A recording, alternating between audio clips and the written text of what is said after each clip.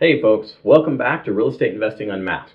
Today, we're going to talk about location, location, location. All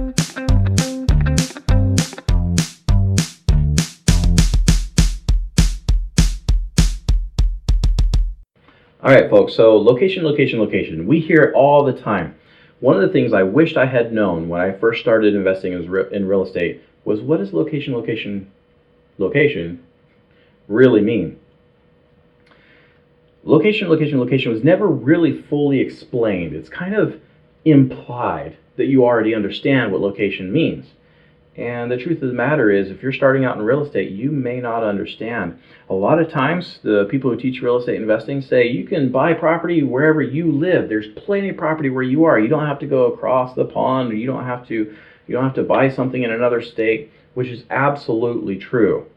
But before you buy something, you need to understand, what am I going to do in this area? Am I going to be buying property to fix it and flip it? If I am, then I need to look for places where people want to live. The best location would be to find an optimum neighborhood, an awesome neighborhood, and find the worst house in that neighborhood. An established neighborhood where there's a hoarder that just died, and the property is nasty, but it's the #1 school district in the state. It has all the jobs are within 5 minutes of it instead of having to drive 40 minutes away. All the movie studios make movies in that neighborhood except for that house, because that house is seen as the haunted house, and so nobody ever wants to live there or buy it. That's perfect location for your location, location, location. Another idea for location, location, location for a fix and flip would be to find a property that's in a neighborhood where the median income for that area is well established. So you don't necessarily, you're doing a fix and flip, you don't necessarily want to pick the low end or the high end. You kind of want to pick in the middle. And the reason for that is, if you're going to do a fix and flip, you want to have the widest audience, or the widest group of buyers available to you. So if you buy a property that only the top 20% of income earners in that area can afford, you're limiting your buyers to only 20% of the people. If you're buying only the bottom 20% of the house values, only the bottom 20% of income earners or less will be interested in buying that property in the first place. However, if you go in that sweet spot, somewhere between 30% and 60%, maybe between 25% and 75% of the income earners, what they can afford, if you're looking at that as the after repair value, the ARV, that those people can afford, you just opened up like 50% of the room for those people to afford. The people at the top, maybe they buy something a little bit lower because they're smart and they want to save their money. Maybe the people down below want to move up and they want to spend all their money because they don't think about things like that. They're emotional about the property. That would be location, location, location.